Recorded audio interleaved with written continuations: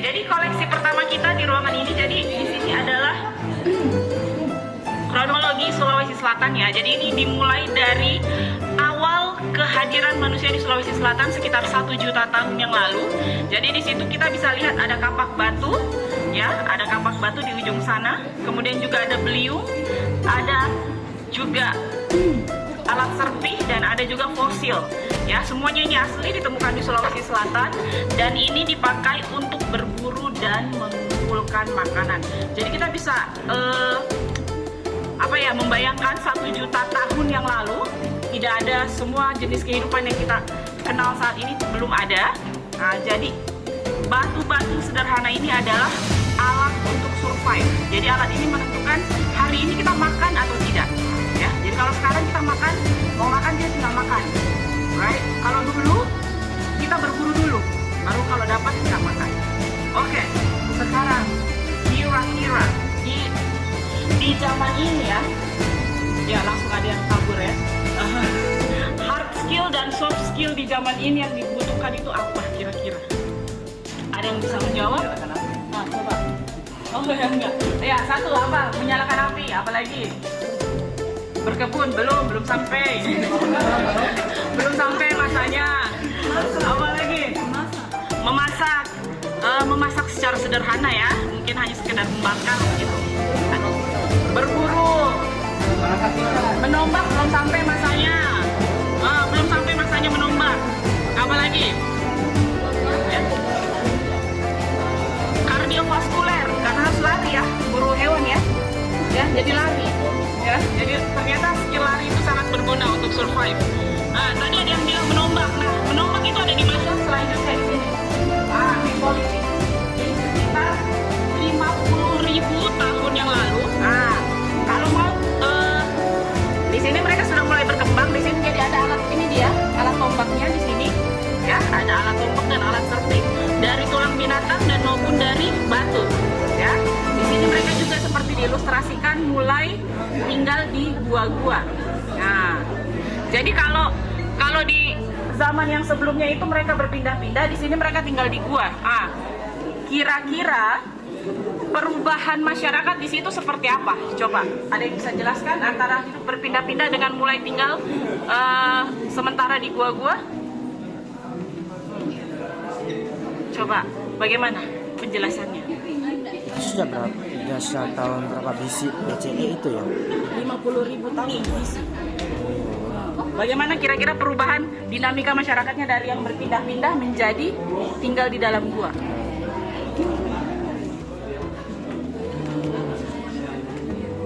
Ya, jadi kita bisa lihat mungkin ini dari individu, ini mulai berkelompok, ya berkelompok tapi dalam bentuk yang kecil-kecil, ya.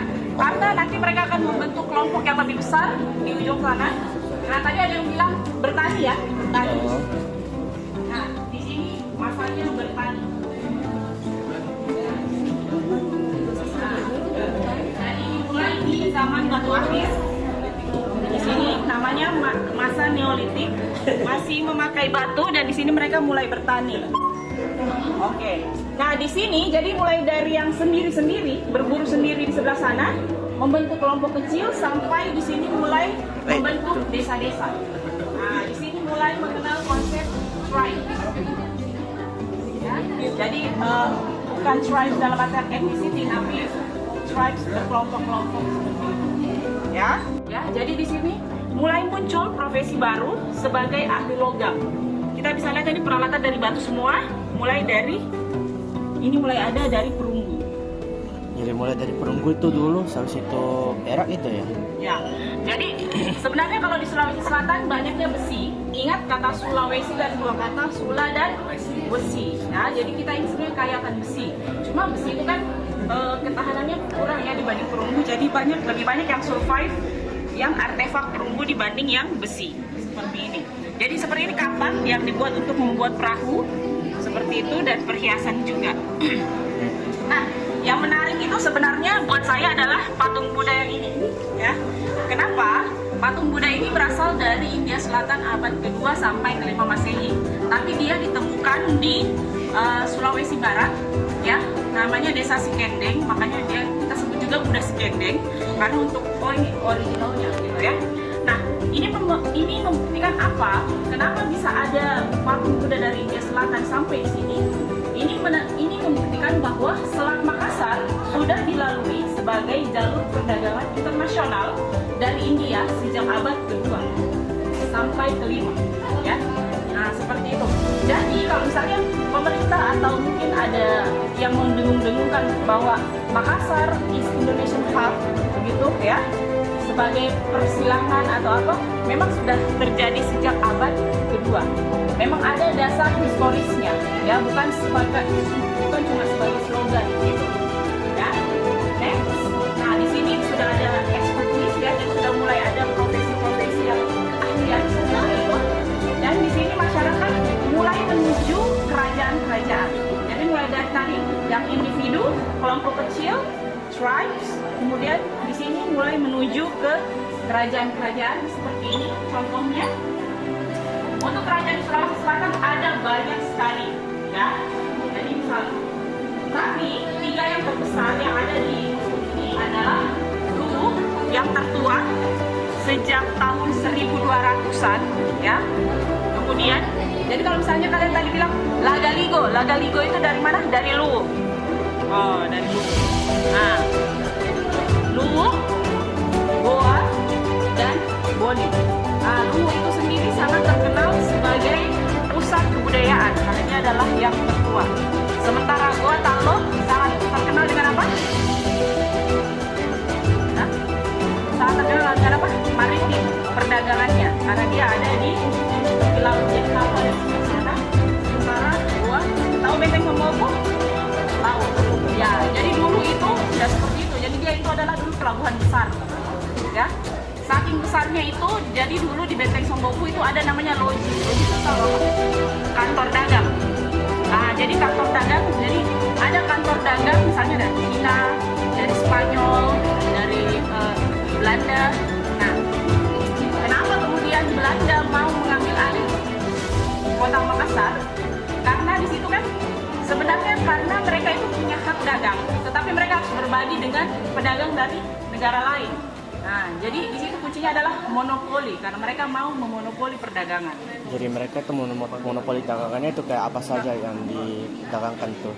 Jadi khususnya rempah-rempah ya. Nah, tetapi maksudnya memonopoli di sini adalah tidak boleh ada yang berdagang di daerah sini kecuali mereka.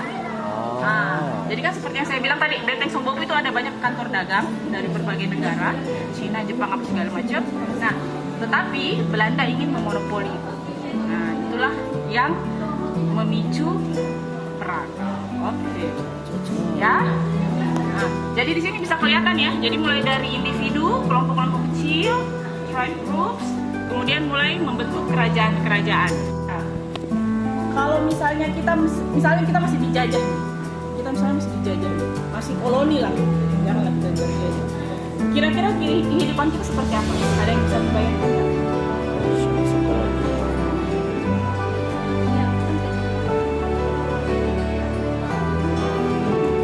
Bagaimana? Nah, jadi tentara.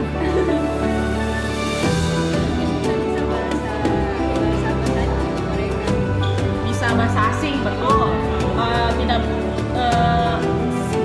Para pahlawan kita semuanya bisa bahasa Belanda ya, for your information. Rata-rata itu mereka bisa bahasa Belanda. Kenapa? Karena ada namanya politik etis pada zaman dulu. Jadi begini, sebenarnya yang awal datang ke Nusantara, saya belum bilang Indonesia ya, yang awal datang ke Nusantara itu sebenarnya bukan pemerintah Belanda, tetapi VOC. Itu adalah perusahaan Belanda. Ya, Great East Indies Company itu. Betul sekali. Saya saja tidak bisa mengucapkannya. Terima kasih ya. Karena bahasa Belanda ya. Oke, nah itu biasa kalau di film-film sejarah kan biasa dibilang apa?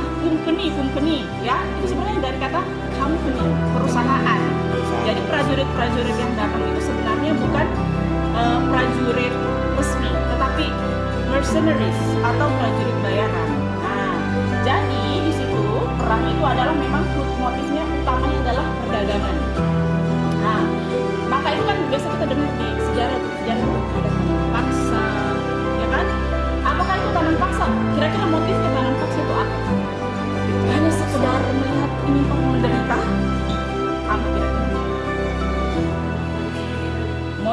sumber daya, terus pemaksaan komoditas, ya. Jadi misalnya, oh komoditas ini lagi naik di Eropa, ayo kita suruh mereka tanam semua, tanam. Nah, seperti itu, ya. Nah, kemudian akhirnya VOC itu bangkrut, barulah diambil alih oleh pemerintah Hindia Belanda. Nah, tetapi semua prakteknya itu kan mendapatkan gelombang protes dari para orang Belanda itu sendiri di negara Belanda. Nah, akhirnya dibikinlah namanya politik etis. Maksudnya apa? Maksudnya ini kita menjajah tapi etis, gitu. Menjajah dengan sopan, mohon maaf, izin, begitu ya, izin ya. Seperti itu. Jadi maksudnya menjajah warga di tempat koloni itu bukan hanya sebagai sumber daya, tapi juga sebagai manusia. Nah, dibikinlah sekolah, dibikinlah museum. Nah, jadi kalau misalnya kalian tahu Gedung Mulo di Sudirman, dulunya ada sekolah setingkat SMP untuk orang pribumi. Jadi dulu yang boleh sekolah itu hanya orang Eropa, orang pribumi tidak boleh. Nah, seperti itu. Namanya politik etis. Nah, seperti itu. Ini adalah menunjukkan tentang gaya hidup tradisional. Ada alat tenun, ya. Kemudian di sini ada juga dapur tradisional, ya. Di sini. Ya. Kemudian juga di sini ada kalau kami di Muslim ada namanya untuk kelahiran ya, seperti itu di sini ya. Nah, di akikah begitu, di akikah. Nah, kemudian di sini juga ada alat hitan. Ya.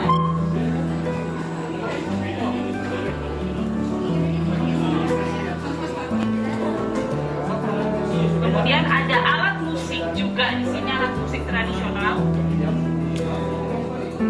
Jadi pada masyarakat tradisional itu musik, kalau di kehidupan modern musik itu fungsinya apa? Untuk mengiring hasil melodi. Untuk melodi atau hiburan ya, untuk hiburan. Nah, kalau untuk masyarakat tradisional, musik itu adalah alat untuk ritual. Ya, jadi yang boleh memainkan alat musik itu pada masa lampau itu hanyalah pemuka-pemuka agama tradisional seperti itu. Tetapi seiring berkembangnya zaman tentu saja terus berubah. Sekarang bahkan menjadi festival-festival musik tradisional kan. Nah, seperti itu. Ya. Nah, kemudian di tengah-tengah kita ada juga Rumah adatnya itu ya. rumah adat. Ini rumah adat apa? Rumah adat Tongkonan itu. Tongkonan. Nah, untuk apa? Dari suku apa? Toraja. Sudah pernah ke Toraja? Sudah pernah? Oke, kita skip. Oh, salah. Apa ciri khasnya? Menghadap kemana dia? Menghadap kemana? Kalau utara. Kenapa menghadap ke utara? Betul. Jadi itu mereka percaya bahwa arah datangnya nenek moyang itu adalah dari utara ke selatan. Ya, oke. Nah, kalau yang di sebelah sana, rumah adat apa? Wah, itu Bugis. Namanya apa?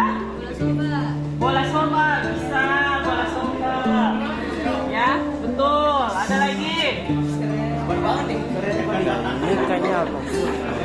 Kira-kira apakah rumah adat ini, ya, atau kita bicara rumah panggung ya secara umum, kira-kira rumah adat ini bentuk teknologi atau bukan? Teknologi. Coba boleh dijelaskan. Yang mana teknologi? Yang bilang teknologi itu siapa nih? Oke, boleh mungkin dijelaskan bentuk teknologinya seperti apa?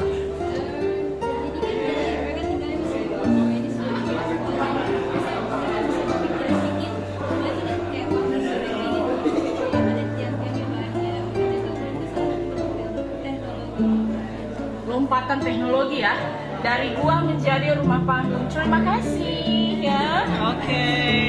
Nah, kemudian kenapa ini teknologi? Yang pertama, daratan itu kan tidak tanah itu kan tidak selalu sama ya, tidak selalu datar seperti itu ya. Nah, jadi rumah panggung ini sangat cerdas. Jadi bahwa memang itu sangat cerdas. Rumah panggung sangat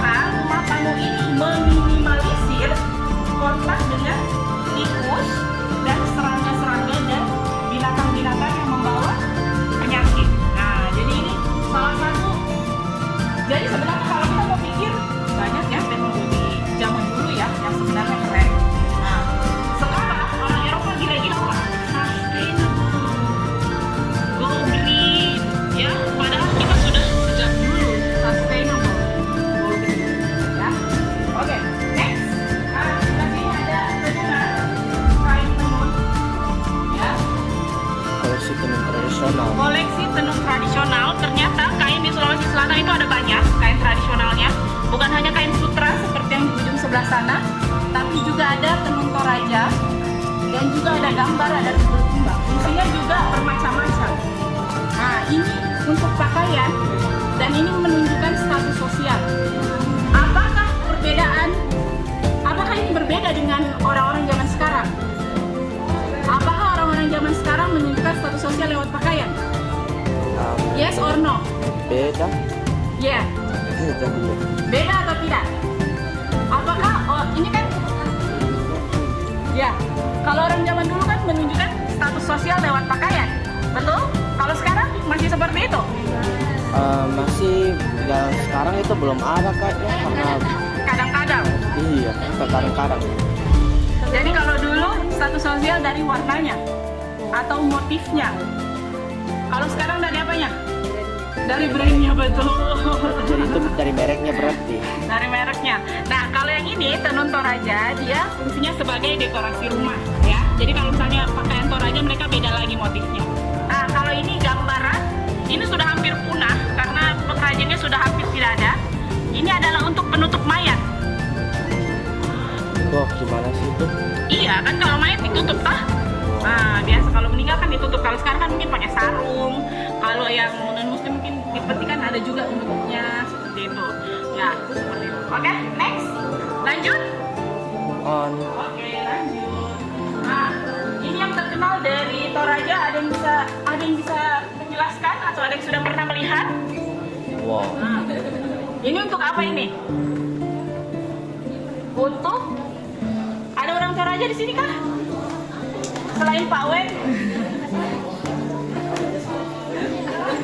Gak ada ya? Nah, jadi di Toraja itu yang besar itu adalah penguburannya. Nah, jadi kenapa dia besar? Karena dia hanya kalau ada orang meninggal, dia tidak langsung dikubur, dia harus disimpan dulu. Kenapa harus disimpan? Karena harus mengumpulkan tedong. Ya? Ya, karena dia harus mengumpulkan tedong. Semakin banyak semakin bagus, ya. Yang di sini namanya tau-tau. Ini adalah miniatur aslinya itu. Jadi kalau ada yang meninggal diukirkan patung seperti ini. Semirip orangnya, semirip jenazahnya. Kemudian dikuburkan dengan mayatnya. Di mana dikuburnya? Di dalam gua. Yang kayak gitu ya di fotonya Ya, itu. ini namanya kuburan batu juga. Oh, wow. Tapi biasanya mereka di gua, ya. Nah, kalau ini namanya erong atau peti mati, ya. Jadi di sini ada maknanya. Jadi kalau misalnya kalau kepala tedong itu artinya apa ya? Kepala tedong. Artinya yang meninggal itu adalah bangsawan. Nah, kalau kepala kuda itu berarti yang meninggal adalah kesatria. Nah, kesatria. Jadi kalau kuda dan kerbau berarti bangsawan dan juga kesatria. Nah, apakah masyarakat modern masih memperlihatkan simbol-simbol status sosial? Masih. Kalau kita bicara di luar dari konteks budaya, kita bicara dalam konteks sosial. Apakah masyarakat modern masih memperlihatkan perbedaan status sosial dalam kehidupan sehari-harinya? Pernikahan, tadi kan sudah kita bahas pakaian, pernikahan, mungkin kematian, mungkin. Masih atau tidak? Masih. Coba yang bilang masih. Kenapa kira-kira? Ya, nggak apa-apa, jelaskan aja.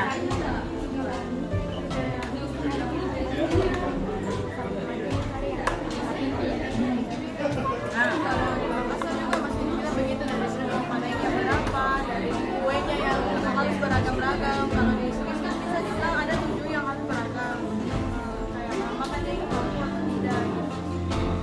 Jadi masih ya, masih. Jadi misalnya kayak tadi ada yang bilang kalau misalnya Muslim ada yang 7 harian, 3 harian, 100 harian mungkin ya. Kalau mampu ya. Juga pernikahan juga uang panai. Nah, coba kita mau dengar dulu. Kalau yang lain masih memperlihatkan status sosial di dalam kehidupan sehari-hari. Coba ada yang bisa jelaskan? Ayo, siapa yang mau menjelaskan? Sudah. materi apa yang di sini di rumah? Oke, semuanya kita lanjut ke ruangan lain. Ya. Oke, Ini jadi kayak- ruangan ini temanya adalah pertanian. Sekarang Oke. ini di pertanian juga sejak tahun dulu. Jadi ruangan ini adalah temanya pertanian. Mulai dari yang paling awal, ini adalah alat bajak tradisional, ya. Ada rakala sama salaga ini. Rakala dan salaga, ya. Jadi yang pertama adalah alat bajak tradisional di mana dipakai untuk menyiapkan tanah, ya, atau sawah sebelum ditanami seperti itu, ya. Di sini diperlihatkan juga beberapa komoditas yang khas Sulawesi Selatan, jadi mulai dari padi, jagung. Nanti di sana ada alat panen coklat, ada alat panen sagu, ya. Nah, kemudian di sebelah sini kita bisa melihat, ya, kalau zaman dulu orang mau menanam, ternyata ada hitung-hitungannya. Nah, seperti itu. Ada hari-hari baik dan hari-hari buruk, ya, untuk turun ke sawah. Nah, apakah ini berbeda dengan kalau petani modern zaman sekarang? Apakah masih menggunakan ini? Atau mungkin sekarang sudah ada aplikasi untuk menentukan musim? Karena nelayan itu biasa sekarang sudah ada aplikasinya juga. Ya, kenapa bisa ada seperti ini? Karena ada, kalau kita sekarang menyebutnya dongeng, ya. Nah, ini dia. Nah, kalau mau lihat buku zaman dulu seperti ini. Nah, inilah naskah Lontara zaman dulu, ya. Jadi mengapa kemampuan menulis itu langka di zaman dulu? Karena memang tidak semudah itu. Jadi yang seperti kita lihat dari daun, kenapa dia disebut lontara? Karena dia dari daun lontar yang dikasih kering. Kemudian dia diukir, jadi huruf-hurufnya diukir, baru diisi tinta. Jadi memang proses yang sangat lama untuk menulis dibandingkan zaman sekarang. Dan itu biasanya hanya untuk masa kerajaan, itu hanya golongan tertentu saja yang bisa menulis dan membaca. Biasa keluarga kerajaan, bangsawan, atau ada namanya anak guru, golongan anak guru. Anak guru itu adalah golongan guru yang mengajar keluarga bangsawan dan keluarga kerajaan, seperti itu. Nah, ini sangat berbeda dengan kita yang sangat mudah mengakses pendidikan zaman sekarang. Bahkan akses informasi itu bukan lagi gampang, banjir. Tinggal kita yang filter yang mana yang worth it untuk dicerna, seperti itu. Ya. Nah, jadi ini kita juga bisa lihat cara untuk memberikan nilai itu maksudnya moral kepada orang zaman dulu. Mereka membuatlah mitos-mitos atau legenda-legenda. Nah, kalau kita kan ya film dokumenter, investigasi, jurnal dan lain sebagainya. Ya, kalau orang zaman dulu itu membuatnya itu lewat legenda, lewat cerita yang kita sebut sebagai dongeng. Ya, oke. Tapi kembali lagi ke kepercayaan masing-masing. Mau melihatnya sebagai legenda yang memiliki nilai atau melihatnya sebagai dongeng. It's up to you, ya. Terserah ya kita mau itu berarti. Yes, betul. Dan ini, wow. Tapi nah, ini adalah alat untuk, jadi kalau sudah dibajak, ditanami, dipanen, dibawa ke sini. Ya, biasanya pakai kuda atau kerbau. Asli. Asli dari dulu ini ya.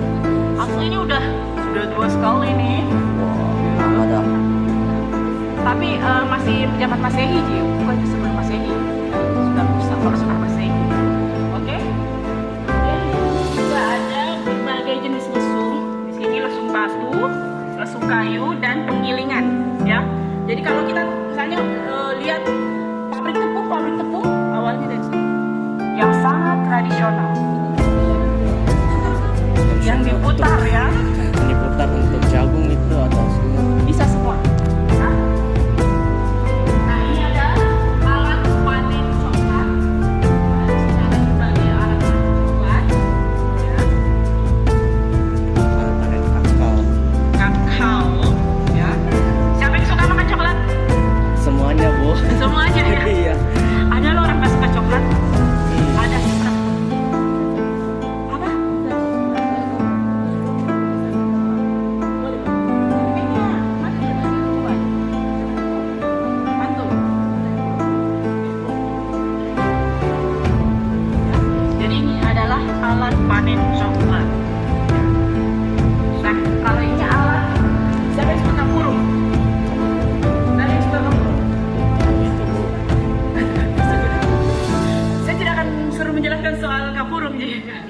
Nah, ini maksudnya alat panen sagunya ya. Oh. Ya, jadi kalau misalnya ada yang suka kapurung atau papeda, ya ini dia alat panen sagu. Nah, kalau yang di ujung ini apa? Apakah ada perahu? Lesung panjang. Lesung panjang. Ini adalah alat lesung panjang, ya. Jadi pertanian itu juga bukan masalah perut, tetapi juga masalah sosial, gitu ya. Jadi karena zaman dulu itu teknologinya sangat terbatas, jadi orang mengandalkan satu sama lain di dalam komunitasnya atau di dalam masyarakatnya. Contohnya ini adalah lesung panjang, di mana mereka panen raya atau panen bersama-sama. Nah, begitu. Jadi mereka menumbuk bersama-sama padi seperti itu. Nah, kemudian suara tumbukannya itu kan menghasilkan bunyi. Nah, itu menjadi musik. Nah, itulah yang menjadi sekarang disebut dengan Mappak Dendang. Nah, jadi ritual Mappak Dendang itu dari sini. Nah, dan ini juga asli, dan ini adalah hibah dari salah satu kerajaan di Jeneponto. Seperti itu. Oke, kita siap. Dan ini kayaknya dalam perahunya itu dari dulu sekarang pakai bajak layar di budaya pesisir. Oke, baik. Kakak-kakak boleh kumpul di sini ya, kakak-kakak. Ya. Ini pasti di budaya pesisir sekarang ini. Ya. Jadi kita akan bicara tentang budaya pesisir. Nah, kenapa ada ruang budaya pertanian dan ada juga ruang budaya pesisir di Museum Lagaligo? Karena 50% masyarakat Sulawesi Selatan adalah petani dan sisanya adalah pelaut. Kita bicara secara tradisional ya. Nah, yang di sini adalah miniatur pinisi dari Bulukumba, ya, dari Bulukumba. Ini sudah didaftarkan di UNESCO sebagai warisan budaya tak benda, intangible cultural heritage, ya.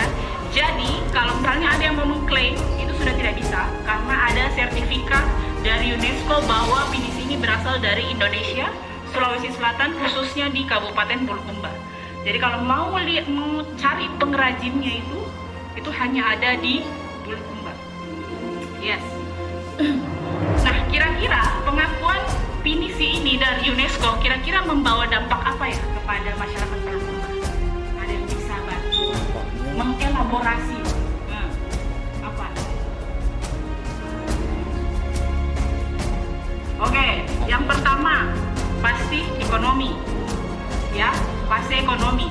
Karena ketika ini dipromosikan sebagai sentra pengrajin pinisi, orang-orang akan datang berwisata. Nah, orang-orang datang berwisata tidak mungkin hanya lihat ini baru pulang. Pasti apa? Cari makan, cari penginapan. Ya, kemudian pinisi juga ini sangat berperan untuk melakukan soft diplomasi. Ingat waktu zaman Pak Jokowi yang ada dinner di atas kapal? Nah, kapalnya adalah kapal pinisi. Nah, itu namanya soft power. Ya, jadi kalau misalnya kita ada yang sangat gila-gila sama K-pop, sama K-drama, Drama Korea, nah drama. itu adalah bagian dari soft diplomasi dari Korea. Yes? Dari Korea Selatan itu berarti ya? Betul. Jadi itu adalah bagian dari soft diplomasi. Jadi diplomasi itu bukan hanya formal meetings of politicians, tapi juga ketika kita bisa membawa ini dan influence orang. Nah, ini pinisi, ini namanya lepa-lepa. Nah, karena dia besar, biasanya dia buat misi dagang, buat bawa orang, ya. Ini adalah lepa-lepa, ini untuk mencari ikan, ya. Biasa dipakai oleh para nelayan. Dan secara sejarah itu, nelayan Makassar sudah punya hubungan dagang dengan aborigin Australia sebelum James Cook datang ke Australia. Kita sebenarnya sudah lebih dulu datang ke Australia sebelum orang-orang kulit putih datang di Australia. Ya.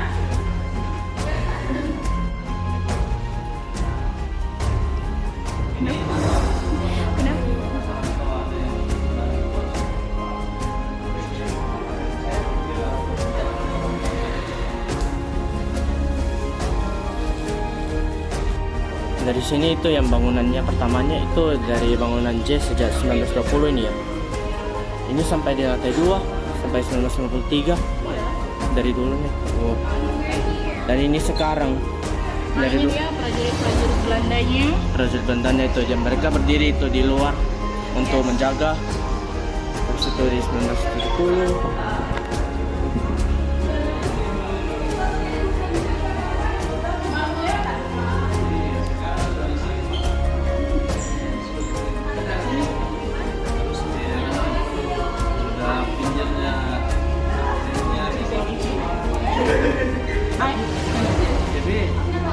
Saya tetap di Iya itu sejak di 1874 yang di apa itu yang di keberadaan Merkusar. Jadi ini kayak di keberadaannya sejak 1874 yang di keberadaan Merkusar itu tampang sampingnya itu. Emangnya ada cerita dari dulunya itu sejak 1874-nya itu tentang hasil bangunannya itu. Siapa tadi yang orang Indonesia? Cowoknya ya? Belum kapan? Ada yang bentang. Ada yang bentang? saya belum tahu, saya belum lihat. Apa itu saya? Di sini saat tanggalnya.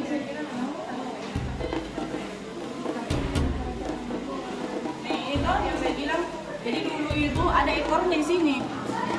Ekornya itu di bagian mana itu? Nah Jadi ini di belakang. Tapi paling kalau kita belakang? ke belakang, iya tidak ada nih rumah warga semua di situ. Di rumah warga di situ semua. Ya, kira-kira seperti itu. Ayo, masuk lewat situ, kita mau lewat sini ya. Siapa tadi yang mau ke sanggar? Sanggar lukis? Boleh. saya mau mengetahui sanggar lukisnya kayak gimana itu, Bu. Hah?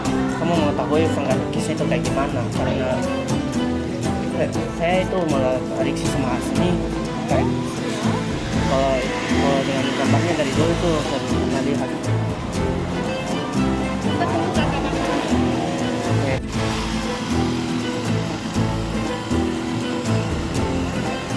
Udah. Di sini. Naiki dulu baru kita bisa lihat. Mau naik nggak bisa naik? Ini bagian apa Ibu? Apa? Ini kantor dulu ya. Iya. Nah ini kantor pengelola program itu di sini. Ini juga, di sini juga. Di atas itu ada